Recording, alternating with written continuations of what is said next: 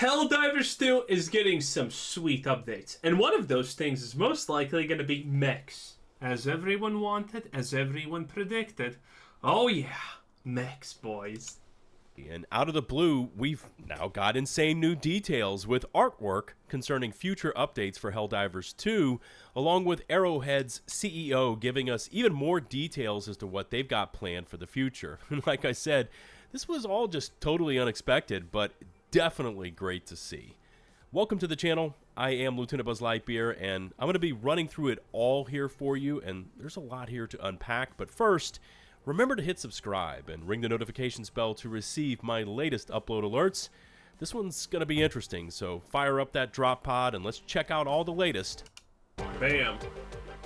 Let's see. As always, I've included chapters for a smooth viewing experience, and they are there just in case you want to repeat a section or say skip around one, as there is a spoilerish area at the end of this one, but I will give you a fair amount of warning once we get there. But first, we need to check out the latest from Arrowhead's CEO, who conducted a developer interview with PC Gamer, where he kind of laid down a lot of new details for the future of Helldivers 2, as well as how they approach certain aspects of the game and everyday life at the studio. The headline for this one reads, "We have an actual person with the title of Game Master. A single Helldivers 2 dev named Joel is pulling the strings on its galactic war like an all-powerful D&D dungeon master. War will become more and more sophisticated over time." With a Now, we actually already knew that this was a thing, but now I guess it's officially has been announced for a day or two, I think, at this point, maybe a little bit longer, but they already kind of said that this is going to be what happens. You know, you take planets, you lose planets, you liberate them for Super Earth, you little shit, okay? And, well, if something becomes necessary, you know, there's a push for it. So this is how they plan to do their things. And this is going to involve story elements and, well, a lot of different things like that. So this is going to be pretty good, to say the least, honestly. And, well, the consequences of this have already been seen, and it's pretty terrifying because, yeah, you're not winning always, which doesn't make sense because how can Super Earth lose? I don't know. Those damn Roombas with knives and those overgrown cockroaches. It kind of makes sense, but it doesn't because it's Super Earth. So, this is going to be wild. The story is going to unfold and things are going to happen. And, well, now that there is an actual official guy responsible for all of this, now we know who to blame for misery. Which there's going to be a lot of, boys, and it's the good kind. further headline follow-up of Arrowhead has noticed the attachments players have to planets and will make them more of a character in the future. Okay, so what if I told you that this push and pull of the different planet conflicts and kind of how it relates to the overall war effort was carefully planned and orchestrated behind the scenes over at Arrowhead through their Helldivers 2 Dungeon Master. Now, Johan, Arrowhead's CEO, revealed that the studio's employee's name is Joel, and he actually has this title of Game Master, kind of. Yeah, you know Joel, like the guy who got, clubbed by a golfing club by a She-Hulk? It was crazy. Oh, actually, I mean Hulk. Harkening to the D&D trope of the Dungeon Master. In fact, Johan revealed that D&D has actually been a major inspiration for Arrowhead and Helldivers 2. Quote, "The studio aims to replicate collaborative, reactive storytelling of tabletop gaming in Helldivers 2, acknowledging the differences between designing a campaign for a small party versus millions of players." A point I find very interesting because Johan mentions tabletop gaming, and it's something that I've thought about when playing through Helldivers 2, although I've not spoken about it publicly, and it's definitely cool that it has served as an inspiration for the game design. This next bit is where it starts to get really interesting in terms of how the game is playing out behind the scenes. This is good. Dude, this was so good. This was so good seeing it for the first time. You have to admit it was absolutely fire. Because Arrowhead says it has predictions about how the war will play out and has devised, quote, set pieces that it thinks will be significant, but in true tabletop fashion, the story will change based on player behavior. That's really cool to see.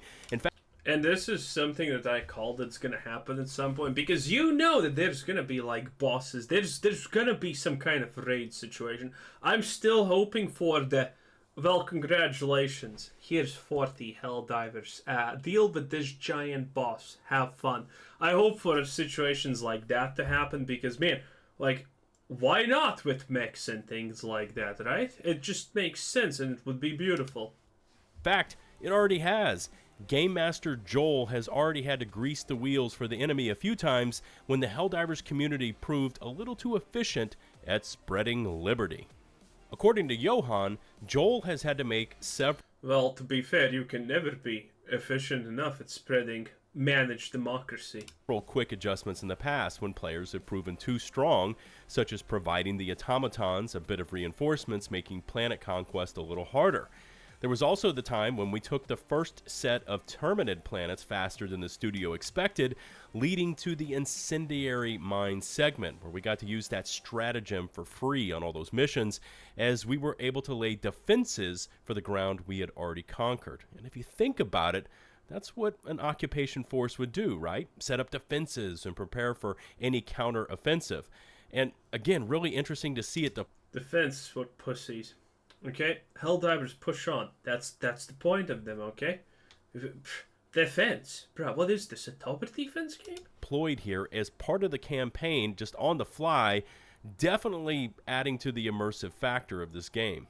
Further on, Johan also spoke about the future plans for Hellriders 2, citing players and their unexpected Hellriders?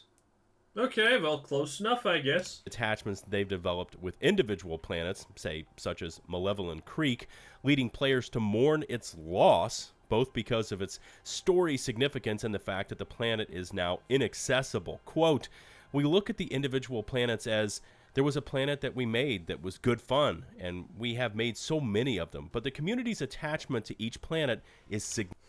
I love the fact that it's robot Vietnam, though. That never gets old. Significant. So one of the things we're looking at internally is how we can reconsider these planets to become more of a character going forward. Again, some really interesting insight here into the sort of inner workings of the game. First is that Game Master, who has this overall ability to adapt to the player-enemy progress and install events in short order. The second point being that announcement that the dev team is looking at how to better integrate these revered planets into the core gameplay and make them, as Johan says, more of a character going forward. Okay, now onto that spoiler-ish section of today's coverage, and here is your fair warning. If you want to drop out now, you have been warned. And for those of you choosing to stay, we've got new details concerning upcoming and already tested stratagems. Hell yeah, new stuff. New stuff is the important thing. Hey, the more new stuff, I mean, is there gonna be anyone who's not happy about new stuff if we're being completely honest here? Yeah, I think everyone's happy about new stuff. Okay, here we go. 3, 2, 1, blast off. According to Reddit user Fozzie18, who is apparently recording... Dude, look at that mech. Looks like something from Warhammer, doesn't it? Definitely. Well, it's a mech. It's hard to not look. They all look the same to a certain degree. Nice. Recorded a clip of themselves playing the game and or testing it out. We're going to be getting a pilotable mech in Helldivers 2. Yeah, just let that one sink in. A pilotable mech. This one actually... A pilotable mech probably with multiple weapon loadouts. It came in through bits and pieces, but there are apparently 2 pilotable mechs. The XO-44, which is this... Dude, look at that. That's some seriously nice gunfire. There is no way raids are not coming to the game, okay? There is absolutely no way you see something like this and you're not thinking, yeah, how about a raid where you get instantaneously attacked by like 10,000 bugs and you have a mech? Yo, that's gonna be wild. Rocket machine gun variant, and then we also have the XO-48, which has autocannon armaments. They also seem to have answered some questions on Reddit and revealed further stratagems that they had witnessed in action, including, number 1, an energy RPG, number 2, a meteorite that hits like a nuke, and then the final thing is a group of Helldivers that can actually be called in to support you. Okay, so... You know what's gonna be wild? The fact that the weapons here are gonna get just stronger, bigger, louder, and better.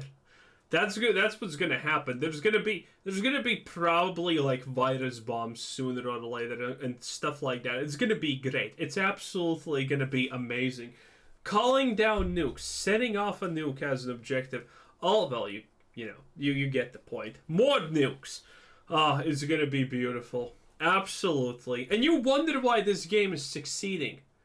Because keep in mind, Helldivers is, microtransaction riddled game that is a live service, and it's a damn good live service at that, boys.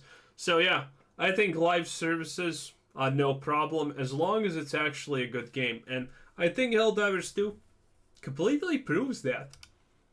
Just the mechs alone, which by the way, mechs make everything cooler. Anyways, just that aspect alone is going to take what is already an awesome game to play and just make it even way cooler. And from the clips, this thing is already in the game, functional and ready to deploy. Those other future I think everyone expected mechs though, right? I can't, obviously most people probably expected some kind of mechs or something like that as a possibility because it's just that good, boy. stratagems also sound pretty incredible, right? An energy RPG, which should prove useful versus the automatons, a meteorite, which can be called in, and this one sounds like it was ripped straight from the pages of Starship Troopers, and then an entire squad of Helldiver NPCs you can call. In Starship Troopers, New Mexico or Texas got blown up by a meteor at the start, and it was from the bug controlled quadrants. So, kinda. Call in to reinforce your position. And this one's definitely interesting, but also makes me cringe a bit. I mean, we've already seen how some of our weaponry can't differentiate friend from foe. I mean, could you imagine an entire That is a small problem. Arguably not even a problem in general, okay? squad of NPCs, all with weapons, just going ham on waves of enemies? I mean, what would happen when you step in front of their bullet streams, or they just start shooting at a target that is now directly behind you? Anyways, let me know where you stand on the. I mean, the casualties of democracy cannot be, avoided at some points. This is for Super Earth at the end of the day. And it's a part of what makes the game great. Accidentally just, vaporizing your ally? Well, not accidentally, but you get the point. Good stuff. These stratagems. I mean, the mech question is pretty obvious to me, as I think everyone is going to embrace this one. What about those other ones? Overall, a wild and unexpected day in Hellriders news, both from that interview and this final clip here that has now made its way over to Reddit. Remember to hit subscribe and ring that notifications bell to receive my latest upload alerts. All my socials can be. Okay, that's pretty much it. Man, good stuff. Hey, Helldivers 2. Zero disappointment. And the mechs. I don't think that... How do you think they're gonna do it? I don't think that they're gonna just let you baseline play constantly in the mech. Because that would be a little bit too unbalanced, right? I think mechs are gonna be things that you kind of get sparingly and it requires effort. And maybe there's gonna be missions where again you are intended to be in a mech to begin with. You drop down with a mech already. So that could be a thing that happens, and that would be very interesting. Okay, well, who would not love that? And again, I think, bruh, they're gonna make some kind of raid thing. Okay, you know what Helldivers really needs to just completely gel the community together? They need some kind of thing where you see the map and parts of the planet that you have already conquered and where people are pushing more and things like that. So, objective style, I should maybe call it, or something like that. That would be absolutely amazing if they did that. The more, the better at the end of the day. Man, for Super Earth, boys, it is what it is. Anyway, that was Nuant Buzz Lightbeard.